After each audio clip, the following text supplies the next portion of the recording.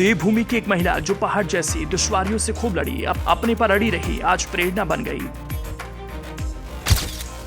पढ़ाई के साथ खेती की, दूध बेचा, मशरूम उगाए, परिवार के 9 लोगों को संभाला। उत्तराखंड की महिलाओं के लिए प्रेरणा बनी बबीता रावत के संघर्ष की कहानी। जिंदगी जीने की यही है कहानी। कहते हैं जज्बा हो तो बड़ी से बड़ी दुश्वारियों को आसानी से पार पाया जा सकता है, कुछ कर गुजरने की क्षमता हो। देवभूमि उत्तराखंड में एक ऐसी ही महिला है जो प्रेरणा देती है। विपरीत परिस्थितियों को इग्नोर कर दूर की सोच पर कुछ करने का रास्ता अपनाया। खेतों में हल चलाकर महिलाओं के लिए प्रेरणा बनी बबीता रावत ऐसी महिला है। उत्तराखंड के रुद्रप्रयाग के अगस्त्य मुनि में रहती है। उमरोला गाँव की रहने वाली है। बबीता रावत ने गाँव में रहकर कामयाबी की नई इबारत लिखी। आर्थिक तंगी के बावजूद बबीता रावत ने हार नहीं मानी और संघर्षों के बूते मुकाम हासिल कर पहाड़ की अन्य महिलाओं के लिए भी प्रेरणा का स्रोत बन गई। न सिर्फ परिवार को आर्थिक तंगी से उबारने के लिए अपनी खाली पड़ी 17 नाली यानी करीब 37,000 वर्ग फीट भूमि पर खुद हल चलाकर उसे उपजाऊ बनाया, साथ ही सब्जी उत्पादन, पशुपालन और मशरूम उत्पादन के जरिए सफलता की नई दास्तान लिख डाली।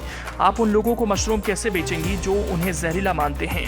कुछ साल पहले जो लोग उत्तराखंड की रहने वाली बबीता रावत से ये सवाल पूछा करते थे, आज वही उनसे मशरूम की खेती सीखना चाहते हैं। बबीता उस समय महज 19 साल की थी जब उन्होंने घर के 9 सदस्यों की देखभाल की सारी जिम्मेदारी अपने ऊपर लेने का फैसला किया था। बबीता ने अपनी पढ़ाई छोड़े बिना 1 एकड़ जमीन पर खेती की, मशरूम उगाए, दूध बेचा और एक नर्सरी की शुरुआत भी की। उनके दिन की शुरुआत खेत में जुताई के साथ होती थी, जिसके बाद वो कॉलेज जाती। कॉलेज तक जाने के लिए 5 किलोमीटर लंबे रास्ते को वो दूध बेचते हुए पूरा करती थी। घर लौटने के बाद वर्कशॉप में भाग लेना या खेतों की तरफ जाना, ये उनका रोजाना का काम था। शाम और रात का समय उन्होंने अपनी पढ़ाई के लिए रखा हुआ था।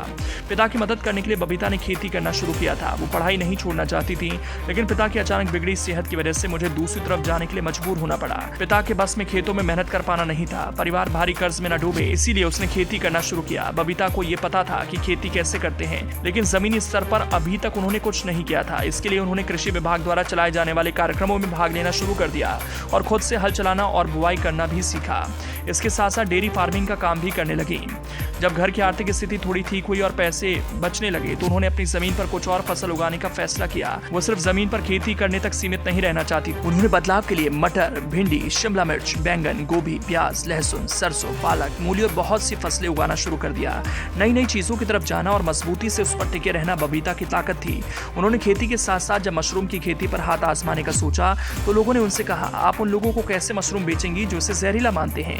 लेकिन ये सवाल भी बबीता को अपने इरादे से दूर नहीं ले जा सका। वो चुपचाप अपने काम में जुटी रही। मशरूम की खेती से मिले फायदे और लोकप्रियता से उन्होंने न केवल अपने गांव में सीप मशरूम के बारे में फैले मिथकों को खत्म किया, बल्कि 500 और महिलाओं को इसकी खेती करने के लिए प्रेरित भी किया।